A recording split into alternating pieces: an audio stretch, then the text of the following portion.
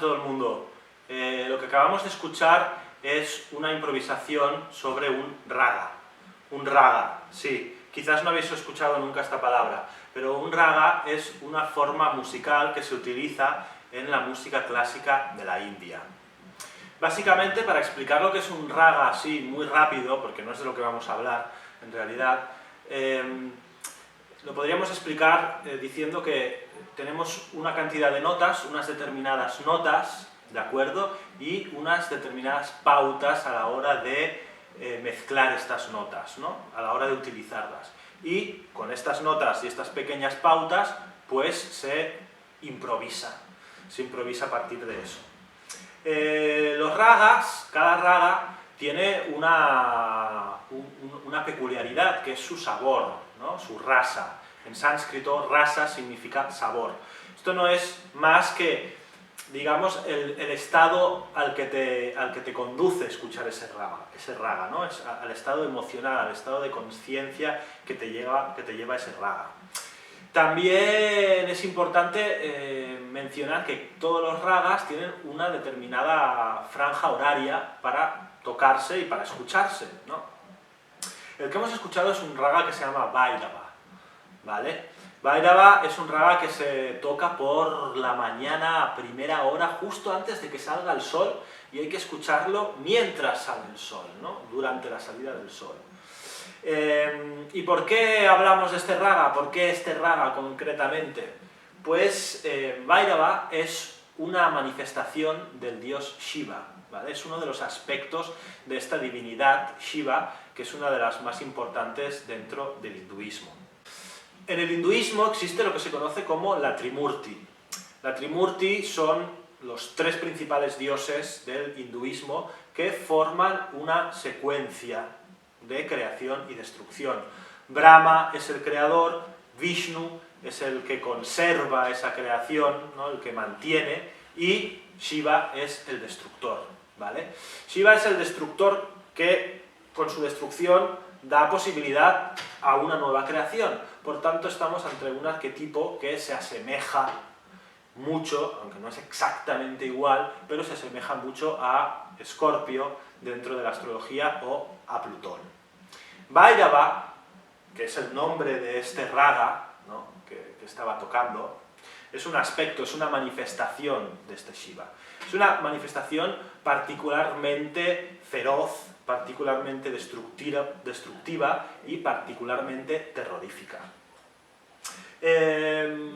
Antes de continuar, me gustaría enseñaros un poco cómo musicalmente dentro del raga podemos ver este juego de claros-oscuros, ¿vale? Este juego entre algo que nos lleva a las profundidades hacia el oscuro y algo que nos lleva al mismo tiempo hacia algo más iluminado, ¿no?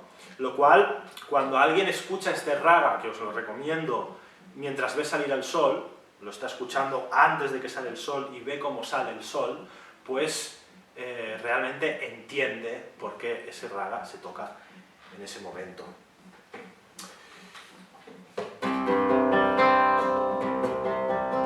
Fijaros como el raga tiene un momento en el cual se genera una tensión que nos lleva a un estado bastante interno, bastante removido, bastante oscuro, ¿no?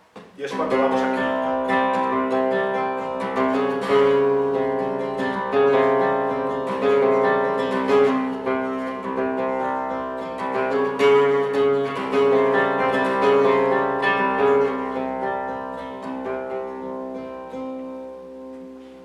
Pero al mismo tiempo hay un momento que el raga nos lleva a un lugar mucho más soleado, ¿no?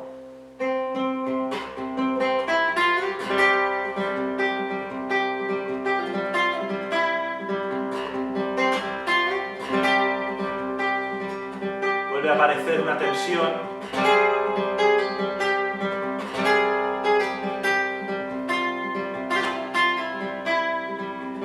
Vuelve a salir la luz.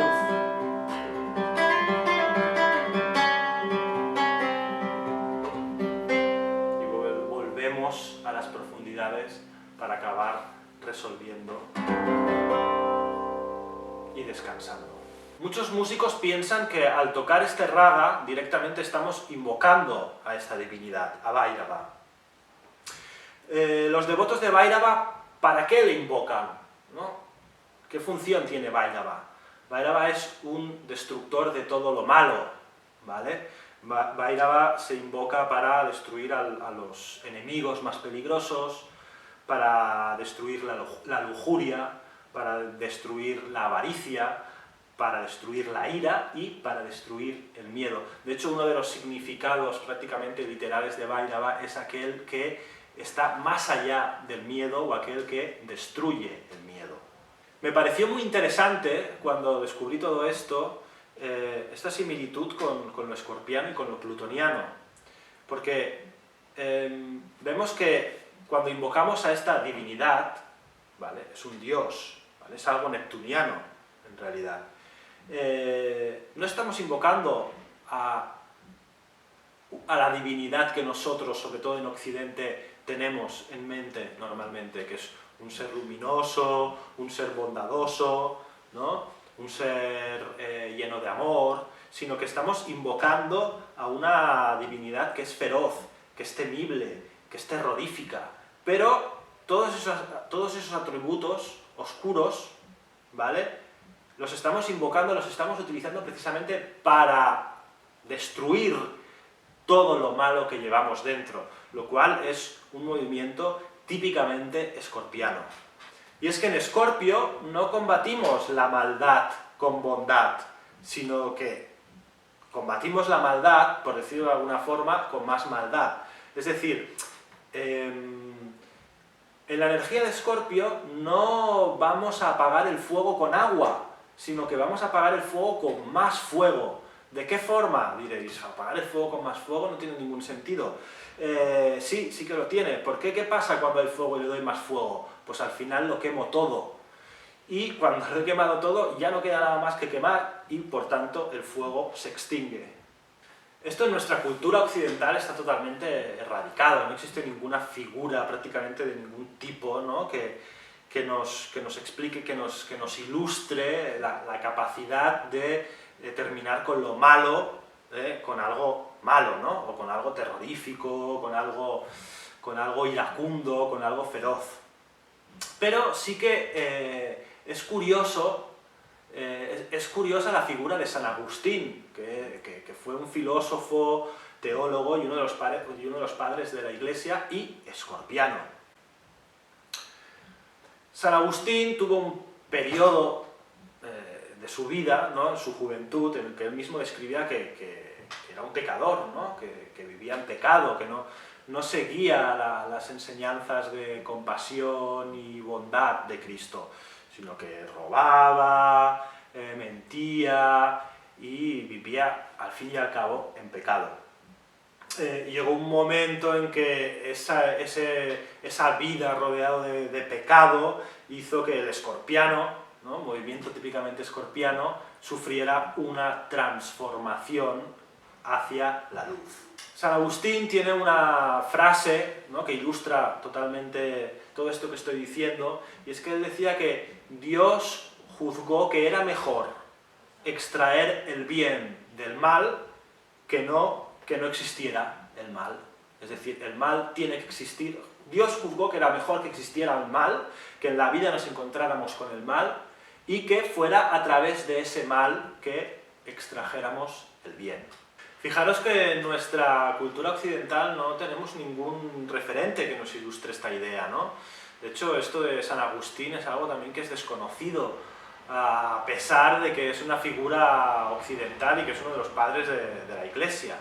Como sociedad hemos tomado un camino radicalmente diferente y es el camino en el que el bien y el mal están totalmente separados, y no solo separados, sino enfrentados. Digamos, el mal es aquello opuesto a lo divino, ¿no? Mientras que lo divino es lo luminoso, lo bondadoso, lo amoroso, el mal, ¿no? Lo oscuro, lo iracundo, lo tenebroso, eso es algo que es la antítesis, digamos, de la divinidad.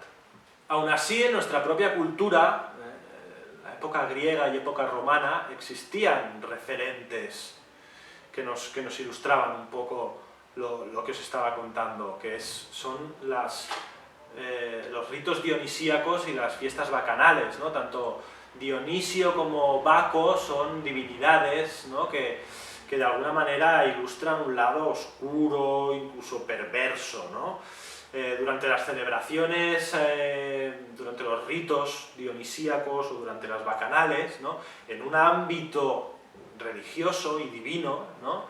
Pues la gente, digamos, que manifestaba, ¿no? Que expresaba toda esta parte oscura, toda esta parte más baja, ¿no? Eran celebraciones en las que la gente, pues, había un sexo desenfrenado, había alcohol, la gente se embriagaba, habían sacrificios, la gente se embadurnaba de sangre mientras estaba borracha y estaba acostándose con el de al lado, ¿no?